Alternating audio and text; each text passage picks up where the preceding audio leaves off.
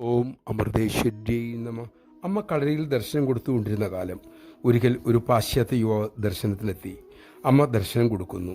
യുവാവ് അമ്മയ്ക്ക് മുന്നിലിരുന്നു. ആധ്യാത്മിക കാര്യങ്ങളിൽ താല്പര്യമുള്ളയാളാണ് യുവാവ്. പക്ഷേ സാധന കാര്യമായി ചെയ്യാറില്ല.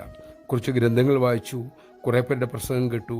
ആ പ്രചോദനത്തിൽ നിന്നുമാണ് ഭാരതത്തിലെത്തിയത്. പെട്ടെന്ന് ആധ്യാത്മികമായി ഉയരണമെന്നും ആഗ്രഹമുണ്ട്. ഒടുവിൽ അമ്മയുടെ തിരുസന്നിധിയിൽ എത്തി. ഇടയ്ക്ക് അമ്മ അദ്ദേഹത്തെ ഉറ്റുനോക്കി. പിന്നീട് ചോദിച്ചു, മോന് രാപകൽ സമാധിസുഖം അനുഭവിക്കാൻ ആഗ്രഹമുണ്ട് അല്ലേ? അതെ എന്ന അർത്ഥത്തിൽ കൂപ്പുകൈയോടെ ആ യുവാവ് തലയാട്ടി. അമ്മ ദീർഘമായി ശ്വാസം വിട്ടുകൊണ്ട് ശബ്ദിച്ചു, ആ ഹുങ്കാരത്തിന് ആഴമേറിയ അർത്ഥമുണ്ടായിരുന്നു. നമഃശിവായ. സ്നകളാകുന്ന കടുകട്ട് ചെളിയെ കഴുകിക്കളയാതെ, അതിനായി അധ്യധ്വാനം ചെയ്യാതെ എങ്ങനെയാണ് സാക്ഷാത്കാരം കിട്ടുക? ഈശ്വരിലേക്കുള്ള വഴിയിൽ കുറുക്കു വഴികളില്ല. ഒറ്റേ വഴിയേ ഉള്ളൂ, നേരിൻ്റെ വഴി, സാധനയുടെ വഴി, ഗുരു ഒരുക്കുന്ന വഴി, അമ്മ പറഞ്ഞ വഴി.